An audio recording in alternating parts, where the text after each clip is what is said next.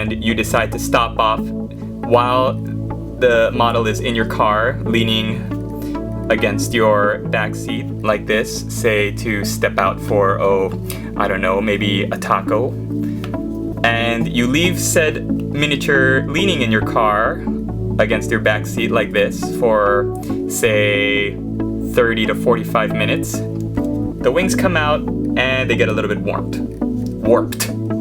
So there's my story, but you know what, after I tried fixing it, I decided, no, I'm gonna leave it, because number one, it looks like the model is in some sort of panicked taking off or attack, and number two, it makes my cockatrice different from every single cockatrice elsewhere in the entire world, and I'm okay with that. So there's my little rant. Let's take a look at this model. So I went with the ice blue for the neck feathers, and I washed it with a very heavily watered down hawk turquoise. Back up just a little bit. But for the bottom part of the plumage right over there, I washed it with a sermon blue. So it looks like the bottom part is a little bit darker, a little bit dirtier. Maybe the light is hitting it at a different angle. I tried as much as I could to keep the coloring on the box art. So light blue for the wings, which I did with ice blue, hawk turquoise washed down with a sermon blue and then highlighted up with ice blue, as well as the feathers and scales on the back. I used Hormagaunt purple for the wings.